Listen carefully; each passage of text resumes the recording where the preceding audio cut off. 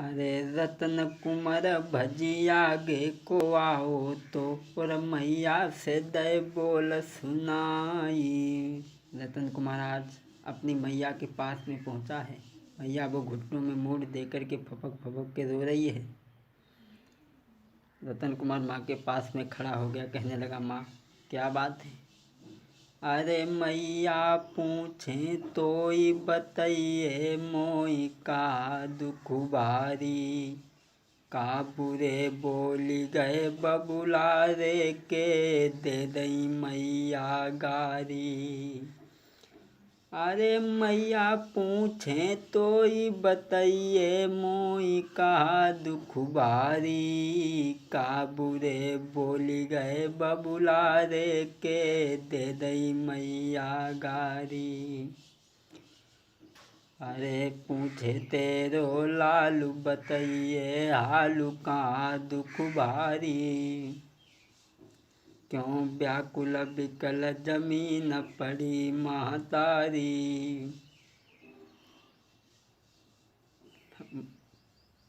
रतन कुमार पूछने लगा है, माँ क्या बात है?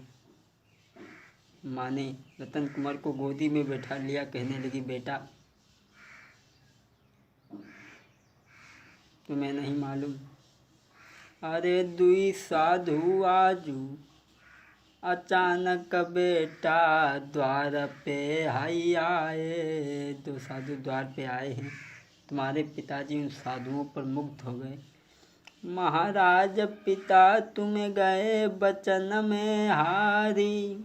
और कैसे कुमार तो इस शेर के आगे दे फारी के डारी।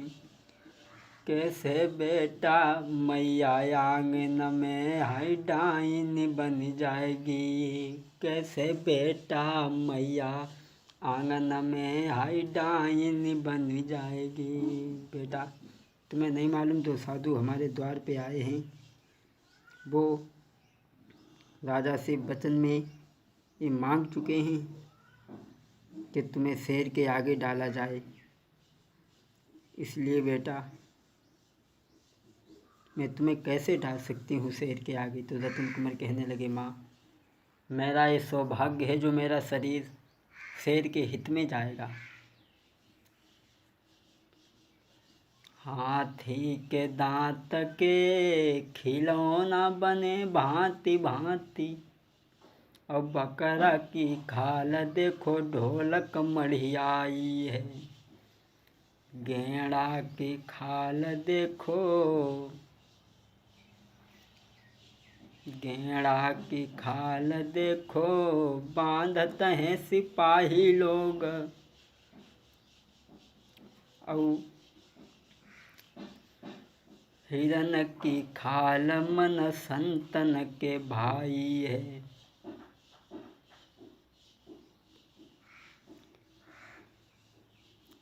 और मेढ़ा की खाल को बांधते हैं ढाल में सिपाही लोग। और मानव की खाल का में न जकाऊ के आई है। रतन कुमार कहने लगे, माँ मेरा सौभाग्य है जो मैं शेर के पेट में जाऊंगा। और यही बात भगवान राम ने अपनी माँ से कही थी कि माँ तुमने मुझे 14 वर्ष का वनवास दिया है तो मेरा सौभाग्य है। जो देवताओं के हित में मेरे शरीर को कष्ट भी उठाने को अगर पड़े तो ये कष्ट नहीं है। मैं सौभाग्य अपने आप को समझूंगा। भगवान ने कहा था, माँ सुनु जननी बई सुत बड़े भागी।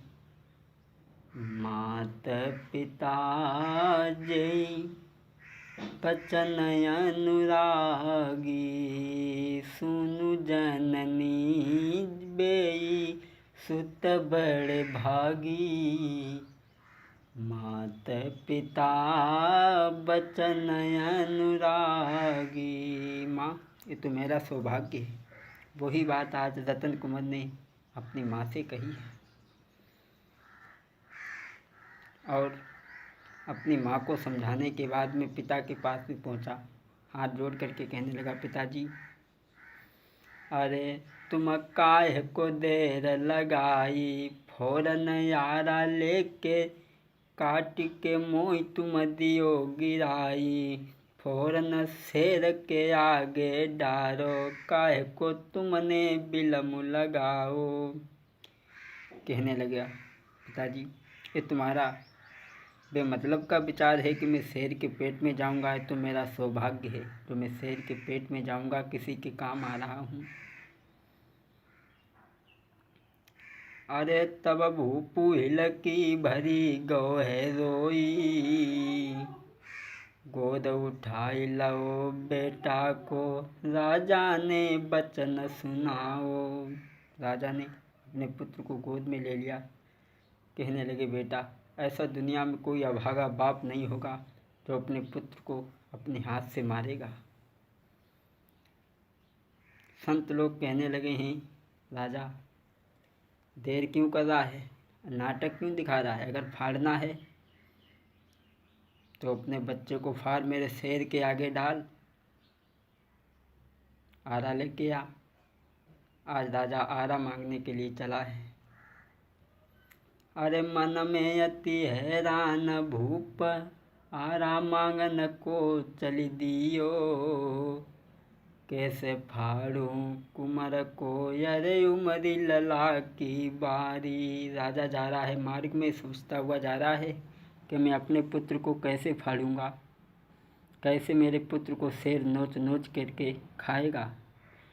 अरे दिल में अधिक विचार भूप के, मार्ग में रहो जाई, एक द्वारे पे पहुँची भूप ने, दीनों बचन सुनाई। एक द्वारे पे राजा पहुँचा, लोहार के दरवाजे पे। कहने लगा, ऐसा करो हमें आरा दे दीजिए। लोहार ने कहा, श्रीमान क्षमा करना, अरे आप यहाँ के राजा हैं, हम सभी आपके यहाँ ताबेदारी करते हैं, नौकरी करते हैं, आपको ऐसी क्या ज़रूरत पड़ गई जो आप आरा मांगने के लिए चले आए, हमें बुला लेते। कहने लगे, बात ये है, मैं अपने पुत्र को फाड़ करके शेर के आगे डालूंगे, संतों से मैं वचन हार गया हूँ। उसी समय लोहार ने किवाड़ बंद करते हुए कहा, श्रीमान क्षमा करना, मुझे मेरे पास लकड़ी चीरने वाला तो आ रहा है, लेकिन पुत्र को फाड़ने वाला आ रहा नहीं है। भले ही तुम यहाँ के राजा हो, मुझे फांसी लगवा देना। उसने किवाड़ बंद कर लिए। राजा आगे को बढ़ा, नीम के वृक्ष के पास में खड़ा हो गया और नीम के पत्ता को हाथ में लेकर के कहने लगा, इसका आकृति तो बिल्कुल आरे जैसा है, फिर ये आरा क्यों नहीं बन जाता। अरे धरो अरे जाने हरि चरणन को ध्यान, भैया कीनो, और जाने प्रभु चरणन में ध्यानु कीनो। तो भगवान ने देखा भक्त की आवाज़ को, भक्त की पुकार को, तो भगवान ने देर नहीं की। अरे राजा ने रुधनु मचाओ रे, मचाओ रे मचाओ, और बाबू पर हो है बिल खाई। राजा रो रहा है उस नीम के पत्ता को हाथ में लेकर के,